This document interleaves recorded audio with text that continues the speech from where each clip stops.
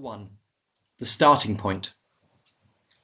It is an old law saying that order is heaven's first law, and like many other old sayings, it contains a much deeper philosophy than appears immediately on the surface.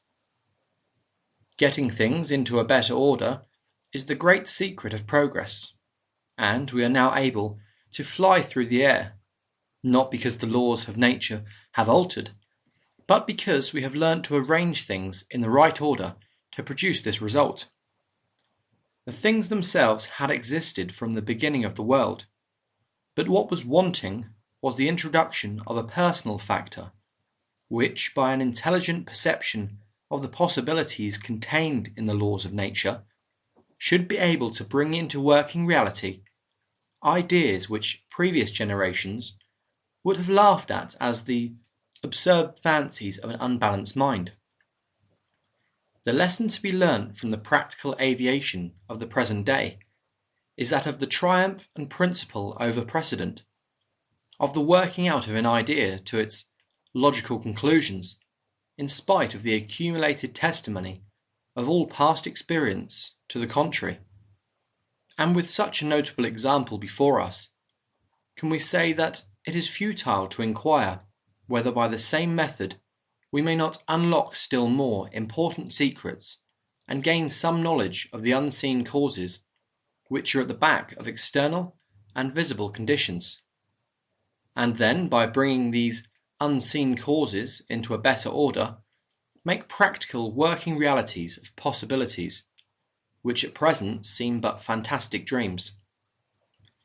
It is at least worthwhile taking a preliminary canter over the course, and this is all that this little volume professes to attempt, yet this may be sufficient to show the lay of the ground. Now, the first thing in any investigation is to have some idea of what you are looking for, to have at least some notion of the general direction in which to go, just as you would not go up to a tree to find fish, though you would for birds' eggs. Well, the general direction in which we all want to go is that of getting more out of life than we have ever got out of it. We want to be more alive in ourselves, and to get all sorts of improved conditions in our environment. However happily any of us may be circumstanced, we can all conceive something still better, or at any rate, we should like to make our present good permanent. And since we shall find as our studies advance that the prospect of increasing possibilities keeps opening out more and widely before us, we may say that what we are in search of is the secret of getting more out of life in a continually progressive degree. This means that what we are looking for is something personal, and that it is to be obtained by producing conditions which do not yet exist. In other words, it is nothing less than the exercise of a certain creative power in the sphere of our own particular world. So then, what we want to do is to introduce our own personal factor into the realm of unseen causes. This is a big thing, and if it is possible at all, must be by some sequence of cause and effect. And this sequence it is our objective to discover.